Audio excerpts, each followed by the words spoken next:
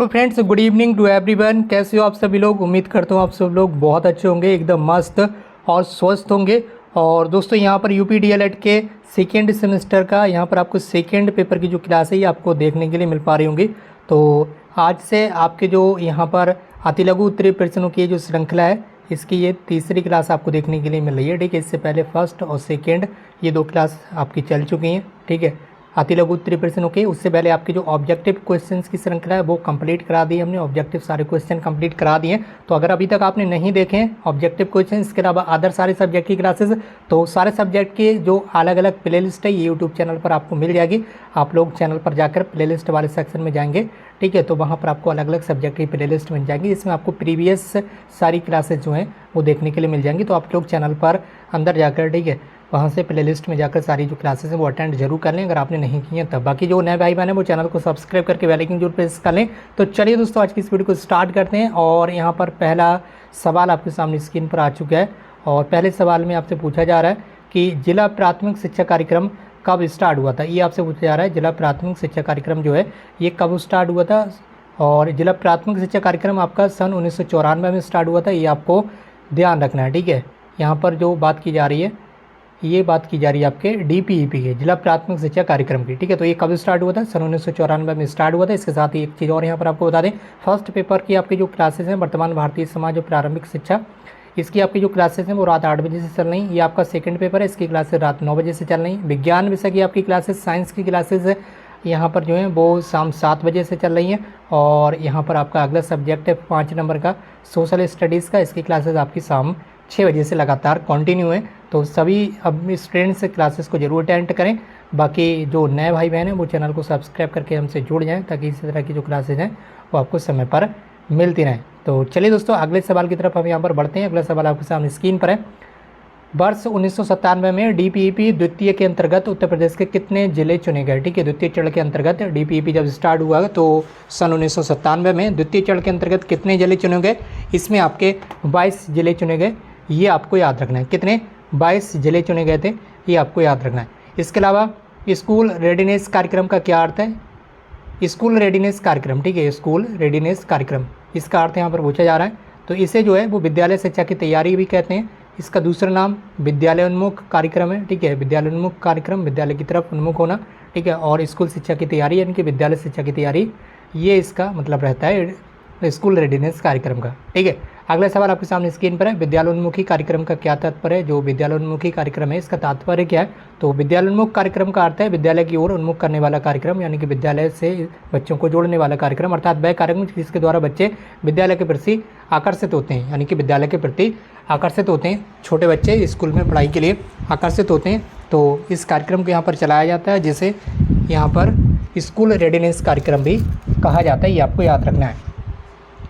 इसके बाद देखेंगे हम यहाँ पर अपना अगला सवाल आपके सामने स्क्रीन पर आ चुका है। और अगले सवाल में आपसे पूछा जा रहा है कि विद्यालयोन्मुखी कार्यक्रम की संकल्पना क्या है? ठीक है, संकल्पना यहाँ पर पूछी जा रही है, संकल्पना। ठीक है, इस कार्यक्रम के अंतर्गत यहाँ पर देखेंगे आंसर इसका। इस कार्यक्रम के अंतर्गत कक्षा 1 के प्रारंभिक 6 सप्ताह के 2 माह की अवधि तक उन बच्चों को पूर्व प्राथमिक शिक्षा के अनुभव दिए जाते हैं और उन्हें विद्यालय के लिए तैयार किया जाता है। इसलिए इस कार्यक्रम को स्कूल रेडीनेस कार्यक्रम कहा जाता है, यानी कि स्कूली शिक्षा के लिए बच्चों को तैयार करना।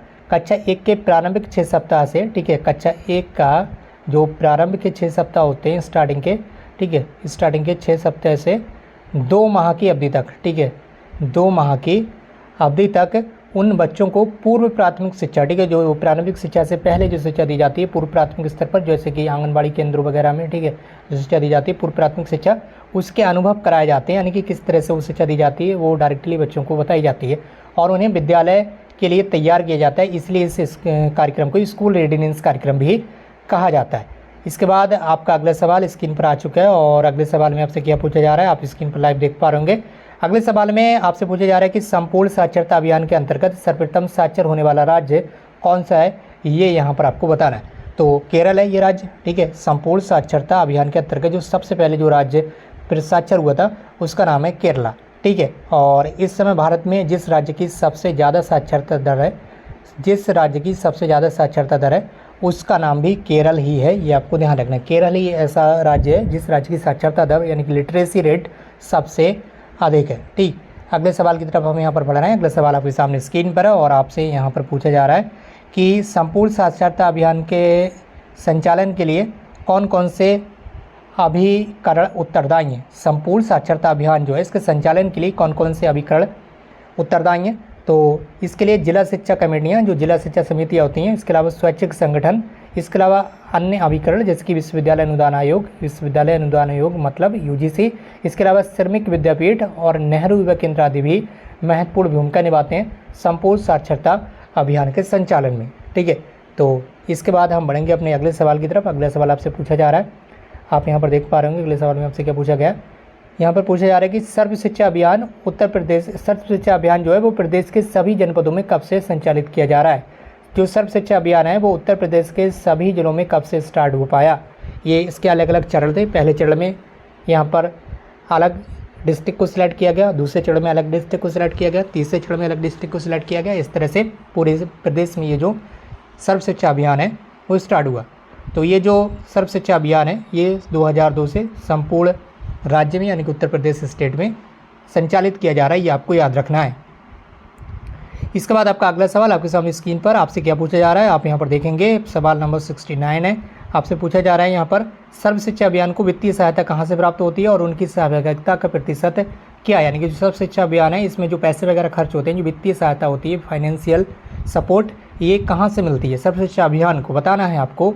तो इस अभियान को केंद्र सरकार यानी कि जो आपकी सेंट्रल गवर्नमेंट है, इसके अलावा जो उत्तर प्रदेश सरकार है यानी कि जो राज्य सरकार है, ठीक है, ये दोनों गवर्नमेंट संयुक्त रूप से चलाती हैं। भारत सरकार जो है, जो सेंट्रल गवर्नमेंट है, वो इस पर 65% जो खर्चा है वो करती है। कुल खर्चे का 65% पैसा जो है वो सेंट्रल गवर्नमेंट यानी कि केंद्र सरकार देती है, यानी कि भारत सरकार देती है। और जो राज्य सरकार है वो 65% सहभागिता देती है। ठीक है, ये आपको ध्यान रखना है। जिसकी 10,000 में अगर 10,000 का खर्चा आ रहा है तो 6,500 रुपये, 6500 रुपये कौन देगा, केंद्र सरकार देगी। और जो 3500 रुपये बचे वो आपका स्टेट गवर्नमेंट यानी कि उत्तर प्रदेश सरकार देगी। ठीक है, ये चीज़ें आपको याद रखना है। इसके बाद अगला सवाल आपके सामने स्क्रीन पर आ चुका है। अगले सवाल में आपसे क्या पूछा जा रहा है, और अगले सवाल में आपसे पूछा जा रहा है कि NPEGL national programme of education for girls at elementary level, यानी कि प्राथमिक लेवल पर गर्ल्स के लिए शिक्षा का कार्यक्रम, राष्ट्रीय शिक्षा का कार्यक्रम। ठीक है, ये आज इसका कार्यक्रम का जो क्या है ये इसके बारे में आपको बताना है। ठीक है, तो इस कार्यक्रम के अंतर्गत बालिका शिक्षा व्यवस्था को अधिक सुदृढ़ करने का प्रयास किया जाता है और उनकी उपस्थिति ठहराव प्राथमिक शिक्षा की पूर्णता सुनिश्चित कराई जाती है। इसमें जो प्रोग्राम है ये पूरी तरह से गर्ल्स स्टूडेंट्स के लिए है, यानी कि बालिका शिक्षा के लिए। और बालिका शिक्षा को अधिक सुदृढ़, अधिक बेहतर तरीके से प्रयास किए जाते हैं बालिका शिक्षा के लिए। और उनकी उपस्थिति स्कूलों में उनकी उपस्थिति सही हो, ठहराव हो, यानी कि बच्चे स्कूल छोड़कर ना जाएं। प्राथमिक शिक्षा की गुणवत्ता पूर्णता शिक्षा की पूर्णता सुनिश्चित कराई जाती है इस NPEGL कार्यक्रम के अंतर्गत। इसके बाद आपका अगला सवाल है NPEGL का क्षेत्र बताइए, यानी कि किस क्षेत्र में NPEGL कार्यक्रम जो है वो संचालित किया जाता है। तो ये महिला साक्षरता के शैक्षिक दृष्टि से पिछड़े विकासखंड, इसके अलावा 10% से कम साक्षरता वाले विकासखंड और चयनित शहरी मलिन बस्तियों में ये जो कार्यक्रम है वो संचालित किया जाता है। ठीक है, ये आपको याद रखना है। अगला सवाल आपके सामने स्क्रीन पर आ चुका है 72 नंबर। आप यहाँ पर देख पा रहे होंगे स्कूल चलो अभियान किन स्तरों पर आयोजित किया गया। जो स्कूल चलो अभियान चलाया गया था वो किन स्तरों पर आयोजित किया गया ये आपको बताना है। तो जनपद स्तर पर आयोजित किया गया, ब्लॉक स्तर पर और ग्राम स्तर पर, यानी कि विलेज लेवल पर आयोजित भी किया गया, ब्लॉक लेवल पर भी आयोजित किया गया और डिस्ट्रिक्ट लेवल पर भी। ये तीनों लेवल पर आपका जो स्कूल चलो अभियान है ये आयोजित किया गया था, ये आपको याद रखना है। इसके बाद आपका अगला सवाल आपके सामने स्क्रीन पर है और आप यहाँ देख पा रहे होंगे। आपसे पूछा जा रहा है कि स्कूल चलो अभियान कब से स्टार्ट किया गया, यानी कि कब चलाया जाता है। स्कूल चलो अभियान जो है वो कब चलाया जाता है ये आपको बताना है। तो 1 जुलाई से लेकर 31 जुलाई तक आपका जो है ये स्कूल चलो अभियान जो है चलाया जाता है, ताकि बच्चे अधिक से अधिक नामकरण करा सकें, नामांकन करा सकें स्कूलों में, प्राथमिक स्कूलों में, सरकारी प्राथमिक विद्यालयों में बच्चों की जो संख्या है वो बढ़ सके। इसके लिए स्कूल चलो अभियान जो है वो स्टार्ट किया गया और ये 1 जुलाई से लेकर 31 जुलाई तक प्रत्येक वर्ष संचालित किया जाता है। उसके बाद अगला सवाल है कस्तूरबा गांधी बालिका विद्यालय योजना के क्या उद्देश्य हैं। जो कस्तूरबा गांधी बालिका विद्यालय के अंतर्गत जो योजना है, ठीक है, जिसमें बालिकाओं के लिए जो शिक्षा है वो दी जाती है। बालक बालिकाओं के प्रति समदृष्टि, ठीक है, समदृष्टि विकसित करना, बालिकाओं के नामांकन और ठहराव को सुनिश्चित करना और बालिकाओं को गुणवत्ता युक्त शिक्षा की उपलब्धता हेतु ये जो कस्तूरबा गांधी बालिका विद्यालय योजना है ये स्टार्ट की गई है। इसमें जो गर्ल्स स्टूडेंट्स हैं उनको शिक्षा दी जाती है क्लास 6, 7 और 8 क्लास में 3 साल तक, ठीक है। इसके बाद आपका अगला सवाल है। अगले सवाल में आपसे पूछा जा रहा है कि 75 नंबर का आपका सवाल है और यहाँ पर आपसे पूछा जा रहा है कस्तूरबा गांधी बालिका विद्यालय योजना कब से स्टार्ट की गई थी। तो कस्तूरबा गांधी बालिका विद्यालय जो योजना है सन 2004-5 में स्टार्ट की गई थी, ये आपको बताना है। अगला सवाल आपके सामने स्क्रीन पर, बालक बालिकाओं के अधिकारों के हनन को क्या कहते हैं। तो इसे बाल श्रम कहते हैं। बालक बालिकाओं को जिसमें हनन होता है, कम एज में बच्चों से लेबर का काम कराना, ये बालक बालिकाओं के बाल श्रम के अंतर्गत आता है और ये कानूनन अपराध है, ये भी आपको पता होना चाहिए। और इसके साथ ही आगे यहाँ पर पूछ रहा है कि मध्याह्न भोजन योजना की आवश्यकता क्यों हुई। जो मध्याह्न भोजन योजना है, मिड डे मील, ठीक है, मिड डे मील की आवश्यकता क्यों पड़ी। तो विद्यालय में बच्चों का ड्रॉप आउट होने के कारण, विद्यालय में क्या होता था, पहले बच्चे जो है वो स्कूल छोड़कर चले जाते थे बीच में ही ज़्यादातर बच्चे। तो ये एक लुभावनी योजना है बच्चों को स्कूलों में बनाए रखने के लिए, ताकि बच्चे स्कूल छोड़कर ना जाएँ और कहीं ना कहीं उनका जो आहार है वो भी संतुलित रहे, पौष्टिक आहार भी उन्हें मिलता रहे। तो विद्यालय में बच्चों के ड्रॉप आउट रोकने के कारण, ठीक है, ये मिड डे मील जो योजना है वो संचालित की गई, ये आपको याद रखना है। इसके बाद अगला सवाल आपसे पूछा जा रहा है मध्याह्न भोजन योजना केंद्र सरकार के द्वारा कब से लागू की गई थी। तो मध्याह्न भोजन योजना जो है ये 15 अगस्त 1995 से स्टार्ट की गई थी, ये आपको बताना है, ठीक है। मिड डे मील कब से स्टार्ट किया गया, MDM 15 अगस्त 1995 से, ये आपको याद रखना है। इसके बाद आपका अगला सवाल है। अगले सवाल में आपसे पूछा जा रहा है 79 नंबर पर। यहाँ पर आपसे पूछा जा रहा है कि बाल अधिकार कब और किसके द्वारा निर्धारित किया गया। बाल अधिकार कब और किसके द्वारा निर्धारित किया गया, ये सवाल सन 2015 की परीक्षाओं में आए हुए हैं, देख सकते होंगे सारे सवाल। तो यहाँ पर इंपॉर्टेंट सवाल भी आपको बताए जाते हैं, इसलिए आप चैनल को सब्सक्राइब जरूर कर लीजिए। प्रीवियस ईयर में जितने भी आपके पेपर हो चुके हैं अब तक 2016 से लेकर 2023 तक, ठीक है, सेकेंड सेमेस्टर के सारे सब्जेक्ट के सेकेंड सेमेस्टर के पेपर आपको सॉल्व करा दिए जाएंगे इसी चैनल पर बहुत जल्द ही। जैसे ही आपके ये सब्जेक्ट कंप्लीट हो जाएंगे, परीक्षाओं से पहले 2-3 बार आपको रिवीजन भी कराई जाएगी, ठीक है। तो आप बिल्कुल ना घबराएं, निश्चित रूप से आपकी जो तैयारी है एकदम धमाकेदार तरीके से कराई जाएगी 100% सफलता के लिए, ताकि आपके जो मार्क्स हैं वो अच्छे आ सकें और परीक्षाओं में आप अच्छा प्रदर्शन कर सकें। इसके लिए आप चैनल को सब्सक्राइब करके हमसे जुड़ जाइए। तो बाल अधिकार कब और किसके द्वारा निर्धारित किए गए, ये आपको बताना है। तो इस सवाल का राइट आंसर होगा संयुक्त राष्ट्र संघ के द्वारा, जो 10 दिसंबर 1950 को बाल अधिकार निर्धारित किए गए थे। किसके द्वारा, संयुक्त राष्ट्र संघ के द्वारा 10 दिसंबर 1950 को बाल अधिकार निर्धारित किए गए, यानी कि बच्चों के क्या क्या अधिकार है। उसके बाद 80 नंबर का सवाल है शिक्षा का अधिकार अधिनियम की कोई 2 विशेषताएं बताइए। जो राइट टू एजुकेशन है, शिक्षा का अधिकार अधिनियम, इसकी कोई 2 विशेषताएं बताइए। 6 से 14 वर्ष के बालकों के लिए विद्यालय योजना चलाई गई, ठीक है, 6 से 14 वर्ष के बालकों के लिए विद्यालय निःशुल्क और अनिवार्य शिक्षा लागू की गई। इसके बाद बालकों के शारीरिक मानसिक प्रताड़ना ना दी जाए, यानी कि स्कूल में, गवर्नमेंट स्कूल में कहीं पर भी जाएंगे, चाहे वो छोटे बच्चों का क्लास हो यानी कि बड़े बच्चों का क्लास हो, किसी भी तरह का क्लास हो, गवर्नमेंट स्कूल में, सरकारी स्कूलों में बच्चों को यहाँ पर पीटना, दंड देना बिल्कुल अपराध बताया गया, यानी कि बच्चों को आप किसी भी तरह का दंड नहीं दे सकते हैं, चाहे बच्चा पढ़े या ना पढ़े, ठीक है। आप उसे समझा सकते हैं लेकिन किसी भी तरह से उसके साथ बदतमीजी नहीं कर सकते हैं, ना ही उसे चांटा मार सकते हैं, ना ही उसे डंडा वगैरह से किसी भी तरह से नहीं मार सकते हैं। ये सारी चीज़ें हो सकता है आपको बता दी गई हूँ आपके कॉलेज में जहाँ डीएलएड की पढ़ाई कर रहे हैं, लेकिन ये चीज़ आपको ध्यान रखना है, ठीक है। तो सरकारी स्कूल में आप बच्चों के साथ किसी भी तरह का शारीरिक या मानसिक प्रताड़ना उन्हें नहीं दे सकते हैं, ठीक है, चाहे उसकी कितनी बड़ी गलती हो, लेकिन इस तरह से आप उसे नहीं मार सकते हैं, इस चीज़ें आपको ध्यान रखना है। उसके बाद अगला सवाल है बाल शिक्षा अधिकार अधिनियम के अंतर्गत क्या निजी ट्यूशन की छूट है। बिल्कुल नहीं है, ठीक है। बाल शिक्षा अधिकार अधिनियम के अंतर्गत क्या निजी ट्यूशन की छूट है या नहीं है, तो बिल्कुल नहीं निजी ट्यूशन की छूट, और जो सरकारी शिक्षक होते हैं उन्हें भी निजी ट्यूशन पढ़ाने पर प्रतिबंध है, ये भी आपको पता होना चाहिए। इसके बाद अगला सवाल है आपके सामने, यहाँ पर आपसे पूछा जा रहा है 82 नंबर का, मैकाले के द्वारा अपने विवरण पत्र में कौन सा ध्येय वाक्य लिखा गया है। जो मैकाले ने अपना विवरण पत्र दिया था उसमें कौन सा ध्येय वाक्य लिखा गया है, ये बताना आपको। एक अच्छी यूरोपीय पुस्तकालय की एक अलमारी का साहित्य भारत व अरब का संपूर्ण साहित्य के समान है।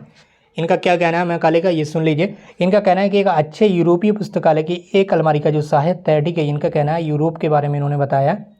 यूरोप में अगर कोई पुस्तकालय है तो उसकी एक अलमारी का जो साहित्य होगा, ठीक है, वो क्या होगा, यहाँ पर भारत और अरब के संपूर्ण साहित्य के समान इन्होंने तुलना कर दी है कि भैया भारत और अरब का जो संपूर्ण साहित्य है उसके समान इनके यूरोप की एक लाइब्रेरी की एक अलमारी का जो साहित्य है उसके बराबर है। इससे उन्होंने तुलना की है। फिलहाल ये इनका अपना मत है, ठीक है, तो ये आपको याद रखना है। फिलहाल शिक्षा में छनाई या निस्यंदन सिद्धांत से क्या आशय है। ठीक है, ये सारे सवाल देख सकते हो कि किस तरह से रिपीट हुए हैं 2015 और 18 की परीक्षा में, तो आपको छोड़ना नहीं है कोई भी प्रश्न और अच्छे से तैयारी करना है। और इसमें यहाँ पर आगे बताया गया कि शिक्षा में छनाई या निस्यंदन से क्या तात्पर्य है, तो ये आपको बताना कि शिक्षा में छनाई या निस्यंदन से जो तात्पर्य है वो आपका कुछ लोगों को शिक्षा देना ताकि वे अन्य जनधारण को शिक्षित कर सकें। शिक्षा में छनाई या निस्यंदन से तात्पर्य क्या है, कुछ लोगों को आप शिक्षा दें ताकि वे अन्य जनसाधारण को भी शिक्षित कर सकें। इसके बाद आपका अगला सवाल है, हंटर कमीशन के द्वारा माध्यमिक शिक्षा के क्षेत्र में कौन सी आर्थिक प्रणाली लागू की जो आज भी प्रचलित है। हंटर कमीशन के द्वारा जो माध्यमिक शिक्षा होती है 9th 10th 11th 12th तक, तो ये इस शिक्षा में क्षेत्र में कौन सी आर्थिक प्रणाली लागू की गई जो आज भी जिसका यूज़ किया जा रहा है वो प्रणाली आज भी प्रचलित है। तो ये आपकी अनुदान प्रणाली लागू की गई, ये आपको ध्यान रखना है। ठीक है, इसके बाद आपका अगला सवाल है, अगले सवाल में आपसे पूछा जा रहा है, भारतीय शिक्षा की लॉर्ड कर्जन की किन्हीं दो प्रमुख देनों का उल्लेख कीजिए। ठीक है, भारतीय शिक्षा को यानी कि जो भारतीय शिक्षा है तो इसको लॉर्ड कर्जन की किन्हीं दो प्रमुख देनों का उल्लेख कीजिए आपसे पूछा है। तो लॉर्ड कर्जन ने भारतीय शिक्षा को क्या ऐसा उपहार दिया था वो आपको बताना है। तो केंद्रीय शिक्षा विभाग की स्थापना की गई थी लॉर्ड कर्जन के द्वारा। इसके साथ ही भारतीय विश्वविद्यालय आयोग यानी कि यूनिवर्सिटी ग्रांट्स कमीशन की भी स्थापना इन्हीं के समय की गई थी।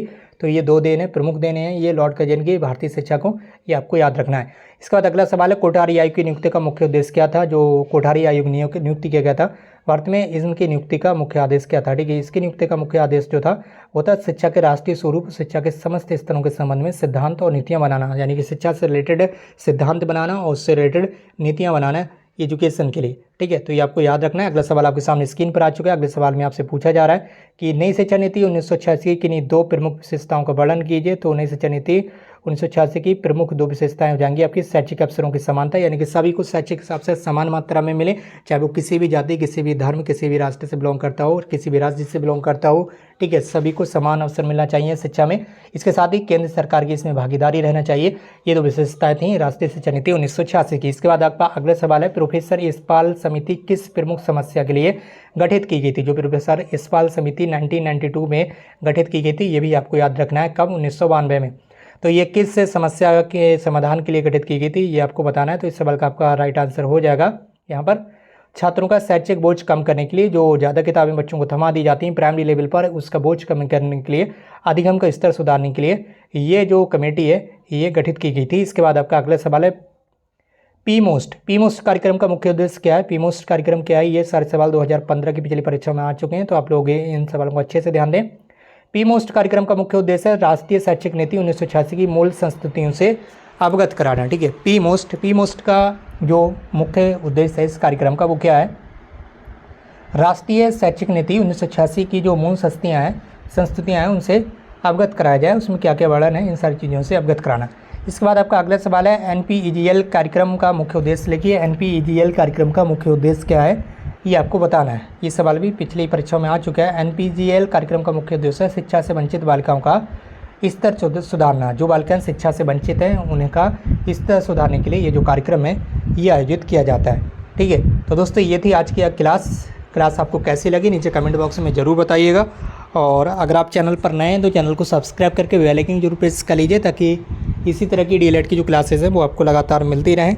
और जो नए भाई बहन हैं वो चैनल को सब्सक्राइब कर लें, इस वीडियो को शेयर कर दें अपने फ्रेंड्स के साथ। बाकी अगर आपका कोई सवाल है तो नीचे कमेंट बॉक्स में ज़रूर टाइप करें। और दोस्तों आज की इस क्लास को यहीं पर समाप्त करते हैं। हमसे जुड़ने के लिए आपका बहुत बहुत धन्यवाद। Thank you so much.